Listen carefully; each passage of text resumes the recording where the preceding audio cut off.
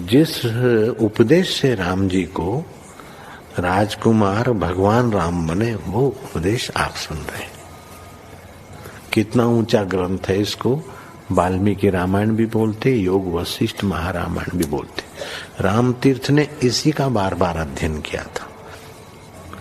ये आप भी शांत हो जाएंगे परमात्मा में, और दूसरों को भी शांति देने की क्षमता देने वाला ये सदग्रंथ है। इसको वेदांत का सिद्धांत ग्रंथ बोलते हैं। दूसरे होते प्रक्रिया ग्रंथ। ये करके फिर कब वो आचार्य बनो तब समझो, ये तो थोड़ा पढ़ो और फिर वही सिद्धांत की बात। तो बार बार योग वशिष्ठ महारामायण विचारने योग। ओम श्री सद्गुरु परमात्मने नमः।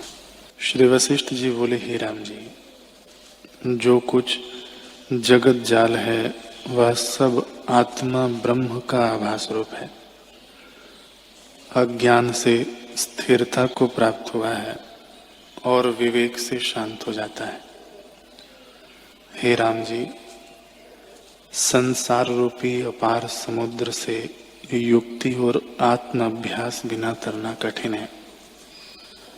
मोह रूपी जल से वह पूर्ण है, मरण रूपी उसमें आवर्त है। पाप रूपी झाग है, बड़वा अग्नि इसके अंगों में नरक समान है। तृष्णा रूपी भंवर है, इंद्रियां और मन रूपी तेंदुए और मच्छर है। हे राम जी, जो इनसे तर जाता है वही पुरुष है। जो जहाज और मल्लाहों के होते भी इनको नहीं तरते, उनको धिक्कार है। जहाज और मल्लाह कौन है? जिस मनुष्य के शरीर में विचार सहित बुद्धि है वही जहाज है और संत रूप मल्लाह है। इनको पाकर जो संसार समुद्र से नहीं तरते, उनको धिक्कार है। ऐसे संसार समुद्र को जो तर गया है उसी को पुरुष कहते हैं। हे राम जी, जिस पुरुष ने आत्म विचार में बुद्धि लगाई है वह तर जाता है, अन्यथा कोई नहीं तर सकता। जिसको आत्म अभ्यास दृढ़ हुआ है वह तर सकता है। ओम श्री सद्गुरु परमात्मने नमः। श्री योग वशिष्ठ महारामायण। जागृत, स्वप्न और सुसुप्ति से रहित जो आत्मपद है, उसको जब प्राप्त होगा तब जानेगा कि मैं मुक्त हूँ। तेरा स्वरूप तो केवल आत्मरूप है। उस पद में स्थित हो। वह अजन्मा, नित्य चैतन्य मात्र और सबका अपना रूप है। उसी के प्रमाद से दुख होता है। जैसे बालक मृत्तिका के खिलौने बनाते हैं और हाथी, घोड़ा आदि उनके नाम कल्पित कर अभिमान करते हैं कि ये मेरे हैं, और उनका नाश होने से दुखी होते हैं। वैसे ही बालक रूप अज्ञानी स्वरूप के प्रमाद से अभिमान करता है कि ये मेरे हैं और मैं इनका हूँ, और उनका नाश होने से दुखी होता है। यह नहीं जानता कि सत्य का नाश नहीं होता। असत का नाश होने से सत का नाश मान बैठता है। जैसे घट का नाश होने से घटाकाश का नाश मानिए, वैसे ही मूर्खता से दुख पाता है। हे राजन, तू अपनी आत्मा जान। आत्मादिक संज्ञा की शास्त्रों ने उपदेश के लिए कल्पित की है, नहीं तो आत्मा अनिर्वचनीय पद है। उसमें वाणी की गति नहीं, पर इन्हीं से जाना जाता है, क्योंकि मन और वाणी में भी आत्मसत्ता है। उसी से आत्मादिक संज्ञा सिद्ध होती है। जैसे जितने स्वप्न के पदार्थ हैं उनमें अनुभव सत्ता है, उससे वे पदार्थ सिद्ध होते हैं। वैसे ही जितनी कुछ अर्थ संज्ञाएं हैं वे सब आत्मा से सिद्ध होती है। ऐसा जो तेरा स्वरूप है उसमें स्थित हो, जिसमें जरा मृत्यु आदि दुख नष्ट हो जावे। ओम श्री सद्गुरु परमात्मने नमः। श्री वशिष्ठ जी बोले, ही राम जी, यह जगत आभास मात्र है और उस आभास मात्र में जो राग द्वेष आदि फुरते हैं उनकी निवृत्ति का उपाय मैं तुमसे कहता हूँ। जो कुछ उपदेश मैंने किया है उसके विचारने से भ्रांति निवृत्त हो जाएगी और आत्मपद की प्राप्ति होगी। अभ्यास के बिना जीव को आत्मपद की प्राप्ति चाहे तो कभी नहीं होगी। जब बारंबार अभ्यास करेगा तब द्वैत भ्रम मिट जाएगा और आत्मपद प्राप्त होगा। जिसका कोई नित्य अभ्यास करता है और यत्न भी करता है वह प्राप्त होता है। वह कौन पदार्थ है जो अभ्यास से प्राप्त न हो, जो थक कर फिरे नहीं और दृढ़ अभ्यास करे तो प्राप्त होता ही है। राज्य की लक्ष्मी तब प्राप्त होती है जब रण में दृढ़ होकर युद्ध करते हैं और जय होती है। यदि केवल मुख से कहे कि मेरी जय हो तो नहीं होती। वैसे ही आत्मपद भी तब प्राप्त होता है जब दृढ़ अभ्यास करोगे। अभ्यास के बिना कहने भर से कुछ प्राप्त नहीं होता। श्री योग वासिष्ठ महारामायण। श्री योग वासिष्ठ महारामायण। राम जी बोले, हे मुनियों में श्रेष्ठ, बालक की कथा क्या है वह क्रम से कहिए। श्री वशिष्ठ जी बोले, हे रामचंद्र जी, एक मूर्ख बालक ने दाई से कहा कि कोई अपूर्व कथा जो आगे न हुई हो मुझसे कहे। तब उसके विनोद के निमित्त महाबुद्धिमान धात्री एक कथा कहने लगी। वह बोली, हे पुत्र सुन, एक बड़ा शून्य नगर था और उसका एक राजा था।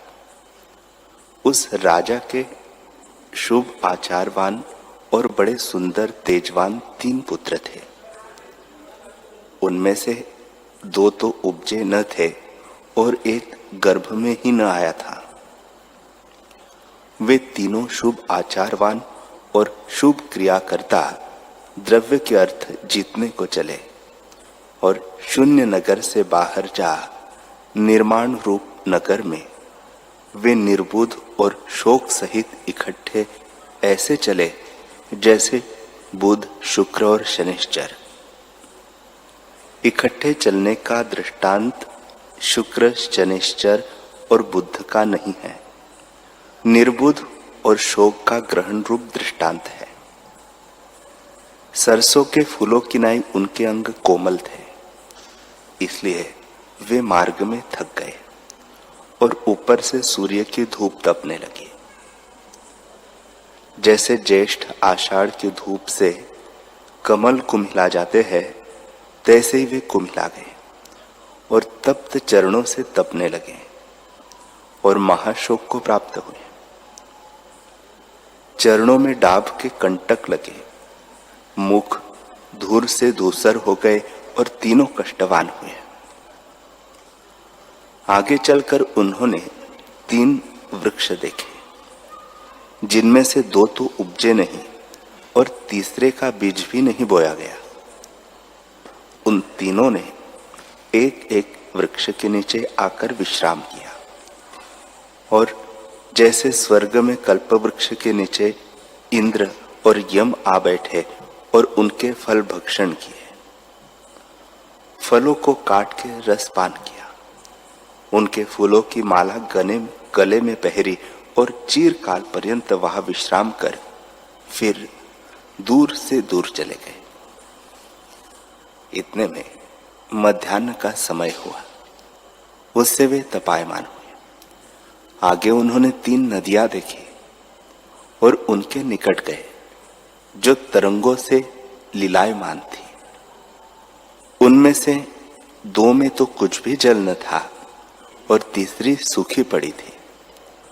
उनमें वे चिरकाल पर्यंत क्रीड़ा करते रहे, जैसे स्वर्ग की गंगा में ब्रह्मा, विष्णु और रुद्र कलोल करते हैं और जलपान किया।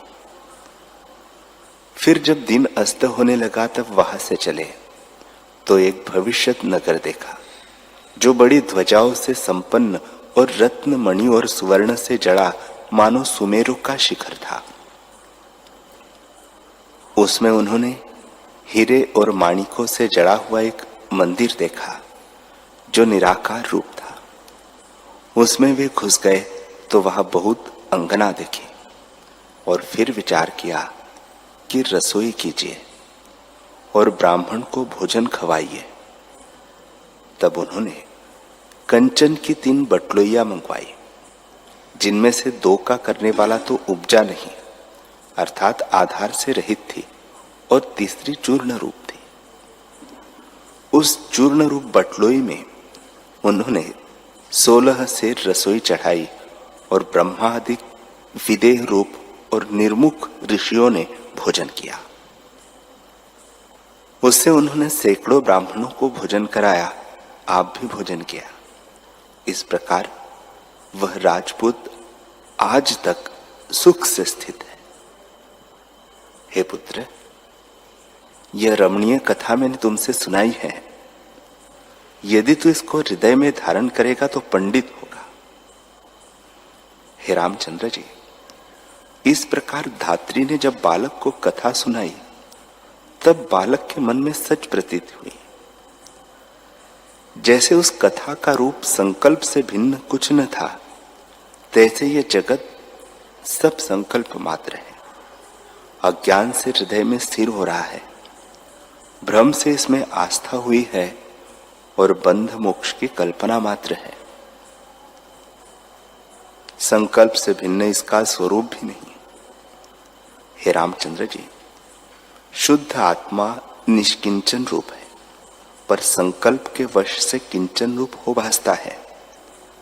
पृथ्वी, वायु, आकाश, नदियां, देश आदि जो पंच भौतिक सृष्टि है, सो सब संकल्प मात्र है। जैसे स्वप्न में नाना प्रकार की सृष्टि भासती है और कुछ नहीं उपजी, तैसे इस जगत को भी तुम जानो। जैसे कल्पित राजपुत्र भविष्य नगर में स्थित हुए थे और वह रचना संकल्प बालक को स्थिरभूत हुई थी, तैसे यह जगत संकल्प मात्र मन के फुरने से दृढ़ हुआ है। जैसे द्रवता से जो जल में तरंग होते हैं वह जल ही जल है, तैसे ही आत्मा स्थित है।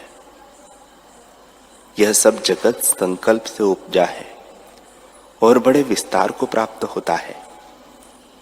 जैसे दिन होने से सब व्यवहार विस्तार को प्राप्त होते हैं, तैसे ही संकल्प से उपजा जगत विस्तार को प्राप्त होता है और चित्त का विलास है, चित्त के फुरने से भासता है।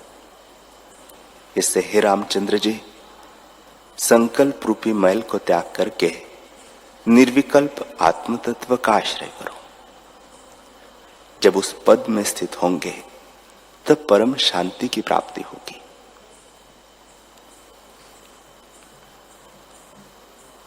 श्री वशिष्ठ जी बोले, हे रामचंद्र जी, मूढ़ अज्ञानी पुरुष अपने संकल्प से आप ही मोह को प्राप्त होता है, और जो पंडित है वह मोह को नहीं प्राप्त होता। जैसे मूर्ख बालक अपनी परछाई में पिशाच कल्प कर भय पाता है, तैसे ही मूर्ख अपनी कल्पना से दुखी होता है। राम जी बोले, हे भगवान, ब्रह्म वेत्ताओं में श्रेष्ठ वह संकल्प क्या है और छाया क्या है जो असत्य ही सत्य रूप पिशाच की नहीं दिखती है। श्री वशिष्ठ जी बोले, हे रामचंद्र जी, पंच भौतिक शरीर परछाई की नाई है, क्योंकि अपनी कल्पना से रचा है और अहंकार रूपी पिशाच है। जैसे मिथ्या परछाई में पिशाच को देख के मनुष्य भयवान होता है, तैसे ही देह में अहंकार को देखकर खेद प्राप्त होता है। हे रामचंद्र जी, एक परम आत्मा सर्व में स्थित है, तब अहंकार कैसे हो? वास्तव में अहंकार कोई नहीं, परमात्मा ही अभेद रूप है और उसमें अहम बुद्धि भ्रम से भासती है। जैसे मिथ्यादर्शी को मरुस्थल में जल भासता है, तैसे ही मिथ्या ज्ञान से अहंकार कल्पना होती है। जैसे मणि का प्रकाश मणि पर पड़ता है, जो मणि से भिन्न नहीं मणि रूप ही है, तैसे ही आत्मा में जगत भासता है, सो आत्मा ही में स्थित है। जैसे जल में द्रवता से चक्र और तरंग हो भासते हैं, सो जल रूप ही है, तैसे ही आत्मा में चित्त से जो नानात्व हो भासता है, सो आत्मा से भिन्न नहीं। असम्यक दर्शन से नानात्व भासता है। इससे सम्यक दृष्टि को त्याग आनंद रूप का आश्रय करो और मोह के आरंभ को त्याग कर शुद्ध बुद्धि सहित विचारो और विचार से सत्य ग्रहण करो, असत्य का त्याग करो। हे रामचंद्र जी, तुम मोह का महात्म्य देखो कि स्थूल रूप देह जो नाशवंत है, उसके रखने का उपाय करता है, पर वह रहती नहीं, और जिस मन रूपी शरीर के नाश हुए कल्याण होता है, उसको पुष्ट करता है। हे रामचंद्र जी, सब मोह के आरंभ मिथ्या भ्रम से दृढ़ हुए हैं। अनंत आत्म तत्व में कोई कल्पना नहीं, कौन किसको कहे। जो कुछ नानात्व भासता है वह है नहीं, और जीव ब्रह्म से अभिन्न है। उस ब्रह्म तत्व में किसे बंध कहिए और किसे मोक्ष कहिए। वास्तव में न कोई बंध है न मोक्ष है, क्योंकि आत्म सत्ता अनंत रूप है। हे राम जी, वास्तव में द्वैत कल्पना कोई नहीं, केवल ब्रह्म सत्ता अपने आप में है। जो आत्म तत्व अनंत है, वही अज्ञान से अन्य की नहीं भासता है। जब जीव अनात्म में आत्म अभिमान करता है, तब परिच्छिन्न कल्पना होती है और शरीर को अछेद रूप जान के कष्टवान होता है। पर आत्मपद में भेद अभेद विकार कोई नहीं, क्योंकि वह तो नित्य शुद्ध बोध और अविनाशी पुरुष है। हे रामचंद्र जी, आत्मा में न कोई विकार है, न बंधन है और न मोक्ष है, क्योंकि आत्म तत्व अनंत रूप, निर्विकार, अच्छेद, निराकार और अद्वैत रूप है। उसको बंध विकार कल्पना कैसे हो? हे रामचंद्र जी, देह के नष्ट हुए आत्मा नष्ट नहीं होता। जैसे चमड़ी के आकाश होता है, जैसे चमड़ी में आकाश होता है, तो वह चमड़ी के नाश हुए नष्ट नहीं होता, तैसे देह के नाश हुए आत्मा नष्ट नहीं होता। जैसे फूल के नाश हुए गंध आकाश में लीन होती है, जैसे कमल पर बर्फ पड़ता है तो कमल नष्ट हो जाता है, भ्रमर नष्ट नहीं होता। और जैसे मेघ के नाश हुए पवन का नाश नहीं होता, तैसे ही देह के नाश हुए आत्मा का नाश नहीं होता। हे रामचंद्र जी, सबका शरीर मन है और वह आत्मा की शक्ति है। उसमें यह शरीर आदि जगत रचा है। उस मन का ज्ञान बिना नाश नहीं होता, तो फिर शरीर आदि के नष्ट हुए आत्मा का नाश कैसे हो? हे रामचंद्र जी, शरीर के नष्ट हुए तुम्हारा नाश नहीं होगा। तुम क्यों मिथ्या शोकवान होते हो? तुम तो नित्य शुद्ध और शांत रूप आत्मा हो। हे रामचंद्र जी, जैसे मेघ के क्षीण हुए पवन क्षीण नहीं होता और कमलों के सूखे से भ्रमर नष्ट नहीं होता, तैसे ही देह के नष्ट हुए आत्मा नहीं नष्ट होता। संसार में क्रीड़ा करता जो मन है, उसका संसार में नाश नहीं होता, तो आत्मा का नाश कैसे हो? जैसे घट के नाश हुए घटाकाश का नाश नहीं होता। हे रामचंद्र जी, जैसे जल के कुंड में सूर्य का प्रतिबिंब पड़ता है और उस कुंड के नाश हुए प्रतिबिंब का नाश नहीं होता, यदि उस जल को और ठोर ले जाए तो प्रतिबिंब भी चलता भासता है, तैसे ही देह में जो आत्मा स्थित है सो देह के चलने से चलता भासता है। जैसे घट के फूटे से घटाकाश महाकाश में स्थित होता है, तैसे ही देह के नाश हुए आत्मा निरामय पद में स्थित होता है। हे रामचंद्र जी, सब जीवों का देह मन रूप है। जब वह मृतक होता है तब कुछ काल पर्यंत देश, काल और पदार्थ का अभाव हो जाता है और उसके अनंतर फिर पदार्थ भासते हैं। उस मूर्छा का नाम मृतक है। आत्मा का नाश तो नहीं होता। चित्त की मूर्छा से देश, काल और पदार्थों के अभाव होने का नाम मृतक है। हे रामचंद्र जी, संसार भ्रम का रचने वाला जो मन है, उसका ज्ञान रूपी अग्नि से नाश होता है। आत्मसत्ता का नाश कैसे हो? हे रामचंद्र जी, देश, काल और वस्तु से मन का निश्चय विपर्य भाव को प्राप्त होता है। चाहे अनेक यत्न करे, परंतु ज्ञान बिना नष्ट नहीं होता। हे रामचंद्र जी, कल्पित रूप जन्म का नाश नहीं होता, तो जगत के पदार्थों से आत्मसत्ता का नाश कैसे हो?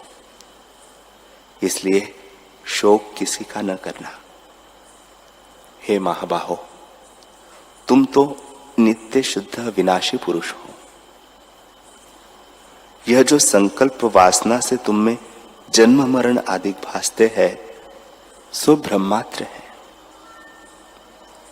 इससे इस वासना को त्याग के तुम शुद्ध चिदाकाश में स्थित हो जाओ। जैसे गरुड़ पक्षी अंडा त्याग के आकाश को उड़ता है, तैसे ही वासना को त्याग करके तुम चिदाकाश में स्थित हो जाओ।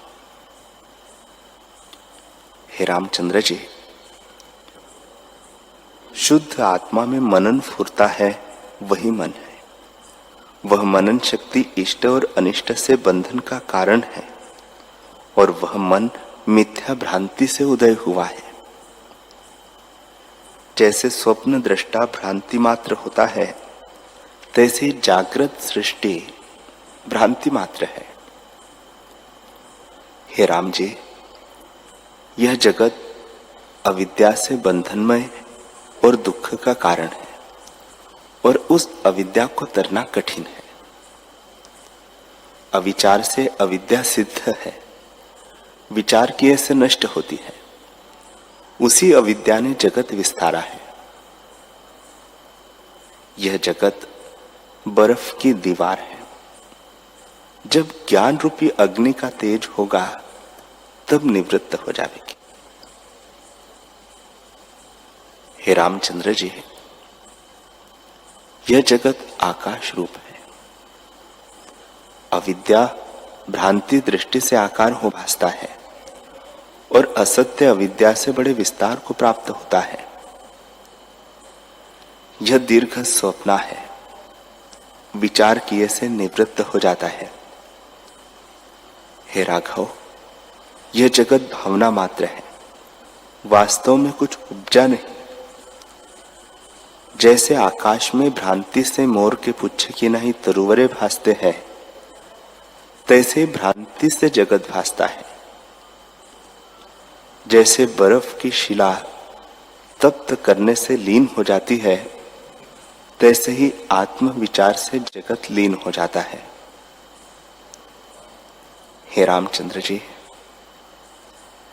यह जगत अविद्या से बंधा है, सो अनर्थ का कारण है।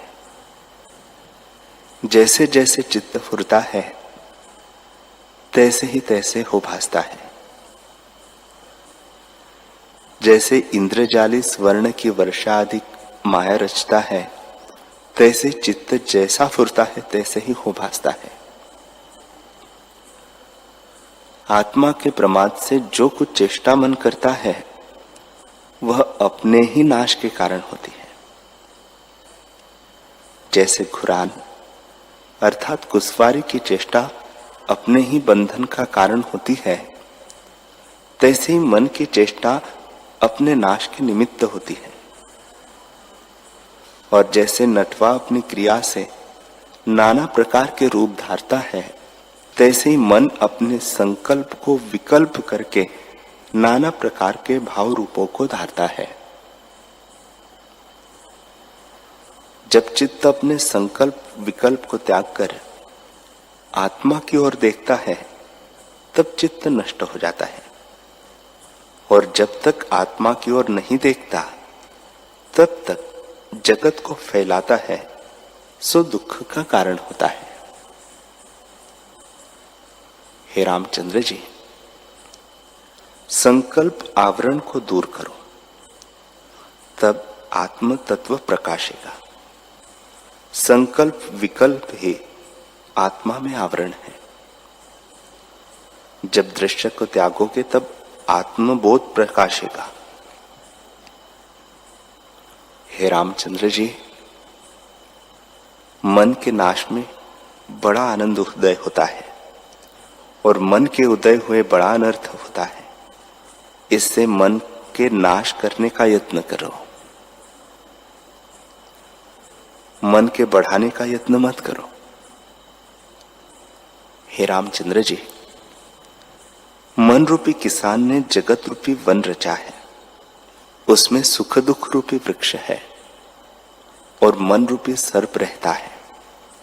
जो विवेक से रहित पुरुष है, उसको वह भोजन करता है।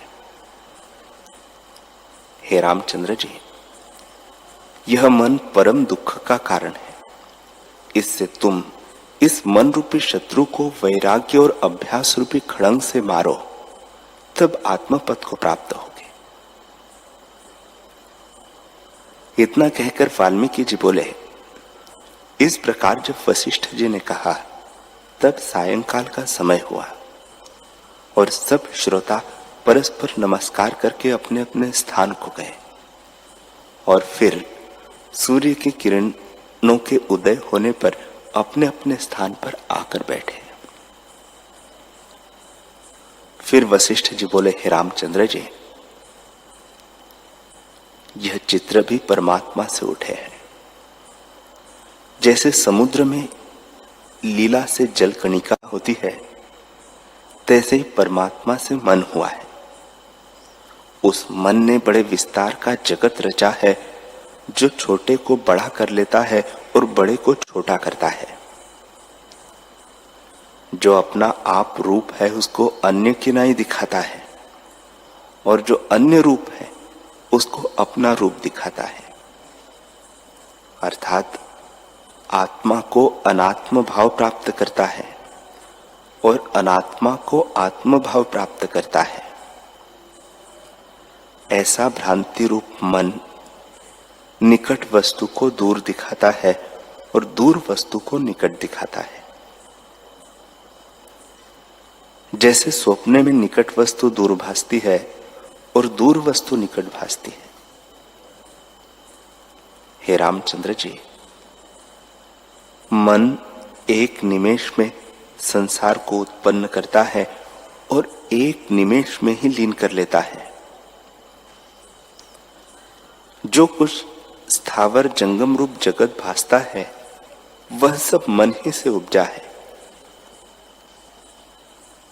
और देश, काल, क्रिया और द्रव्य अनेक शक्ति विपर्य रूप मन ही दिखाता है, और अपने फुरने से नाना प्रकार के भाव अभाव को प्राप्त होता है। जैसे नट लीला करके नाना प्रकार के स्वांग रचता और सच को झूठ और झूठ को सच दिखाता है, वैसे ही मन में जैसा फुरना दृढ़ होता है वैसे ही भासता है। जैसा जैसा निश्चय चंचल मन में होता है उसके अनुसार इंद्रिया विचरती है। हे रामचंद्र जी, जो मन से चेष्टा होती है वही सफल होती है। शरीर की चेष्टा मन बिना सफल नहीं होती। जैसा जैसा बेल का बीज होता है वैसा ही उसका फल होता है, और प्रकार नहीं होता। वैसे जो कुछ मन में निश्चय होता है वही सफल होता है। जैसे बालक मृत्तिका की सेना बनाता है और नाना प्रकार के उसके नाम रखता है, वैसे ही मन भी संकल्प से जगत रच लेता है।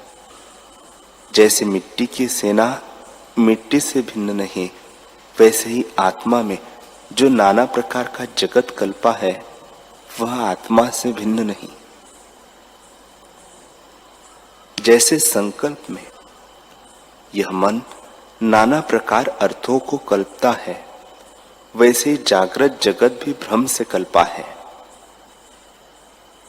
हे रामचंद्र जी, एक गोपद में मन अनेक योजन रच लेता है, और कल्प का क्षण और क्षण का कल्प रच लेता है। जैसा कुछ मन में तीव्र संवेग होता है वैसा ही होकर भासता है। उसको रचने में विलंब नहीं लगता। जो कुछ देश, काल, पदार्थ है वह मन से उपजे है, और सबका कारण रूप मन ही है। जैसे पत्र, फूल, फल और टहनी वृक्ष से उपजे है, वे वृक्ष रूप है।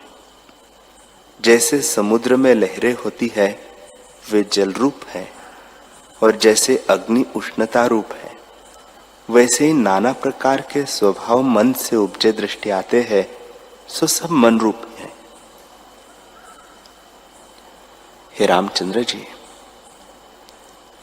कर्ता, कर्म, क्रिया, दृष्टा, दर्शन, दृश्य सब मन ही का फैलाव है। जैसे सुवर्ण से नाना प्रकार के भूषण भासते हैं, और जब सुवर्ण का ज्ञान हुआ तब सब भूषण एक स्वर्ण ही भासता है, भूषण भाव नहीं भासता। वैसे जब तक आत्मा का प्रमाद है तब तक द्वैत रूप जगत भासता है, और जब आत्मज्ञान होता है तब सब भ्रम मिट जाता है। हरि ओम।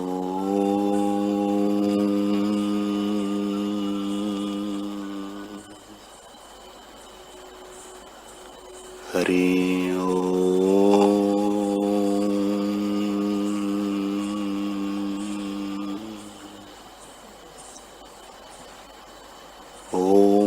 सहना भवतु, सहनौ भुनक्तु, सह वीर्यं करवावहै, तेजस्विनावधीतमस्तु मा विद्विषावहै। ओम शांति शांति शांति। श्री सद्गुरुदेव भगवान की जय।